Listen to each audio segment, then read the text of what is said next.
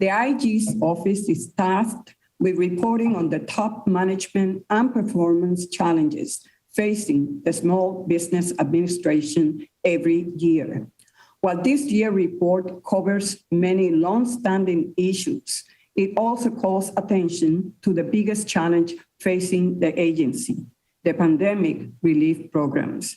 Since 2020, the SBA has distributed nearly $1 trillion in economic relief to small firms. This figure surpasses the amount of money distributed in all other years of SBA existence combined. This is an enormous achievement and helped keep millions of small businesses afloat during the pandemic. However, with any emergency effort of this magnitude, problems will inevitably occur. According to investigations, the COVID EIDL and Paycheck Protection programs have been vulnerable to fraud. Much of this potential fraud can be traced back to the early days of the pandemic when programs were new, loan volume was high, and the need to get the loans out quickly was the priority. Your report also notes that in 2020, the previous administration relaxed internal controls, adding significant stress to the system and creating an environment ripe for fraud. This committee has worked diligently to conduct oversight and institute legislative fixes to address these problems. We have conducted hearings, written letters, held briefings, and passed bills, ensuring money is going to small businesses that need it most and not the bad actors.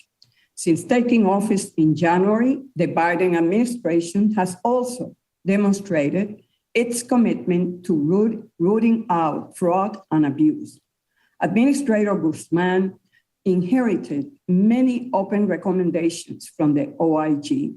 Under her leadership, the SBA has closed out 70 OIG recommendations this year alone.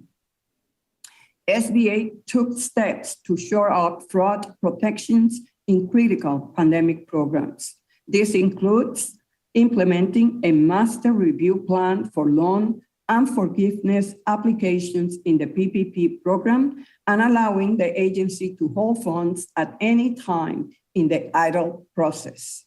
The agency now also ensures that all borrowers are not on the Treasury Department's do not pay list. These are just a few of the actions that help reduce fraud. So I look forward to continuing our work with the administration on this front. At the same time, the IG's reports cover other critical issues unrelated to pandemic relief. These include challenges in small business contracting, IT security, access to capital, and disaster assistance.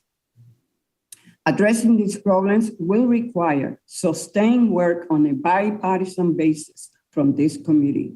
I hope that today's hearing allows us to take a close look at all of these issues and discuss bipartisan solutions to fix